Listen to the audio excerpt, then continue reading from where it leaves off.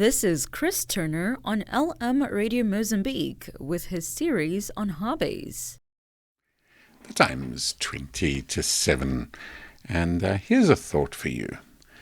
There was a recent report that there'll be a serious skill shortage of electricians and technologists in the USA in the next 15 to 20 years.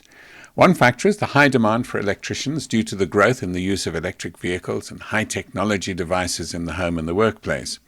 Another reason is that there are not enough young people entering the trades and technology educational institutions, and in turn entering the workforce. Well, in the US, the median age of electricians is 40, having risen from mid-30s just 2 decades ago.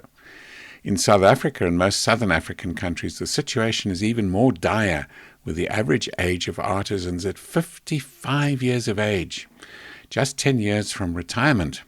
Well, this means that the country is not replacing these skills fast enough to fill the vacancies for large engineering projects that are on the cards. So who's going to build the power stations, the roads, the schools, and the cities? Well, it's been proven in recent history that those countries that have high numbers of radio amateurs are the most technologically advanced in the world.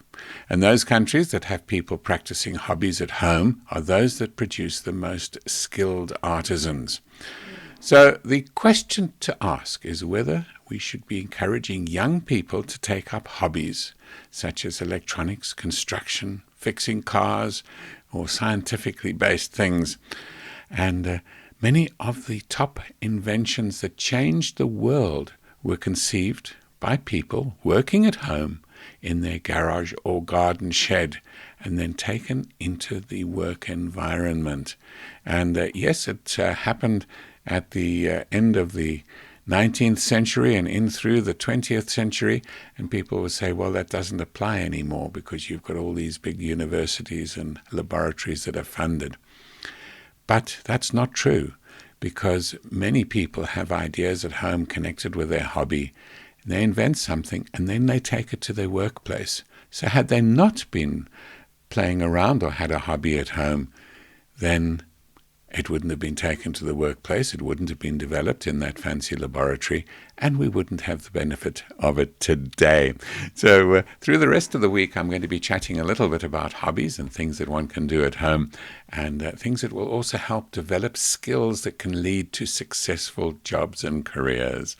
If you have any thoughts, do drop me a line on the WhatsApp. Tell me your thoughts. Tell me if you have a hobby or a skill that turned into a very successful job. You're listening to your LM Breakfast. That was Chris Turner. Watch out for the rest of the series.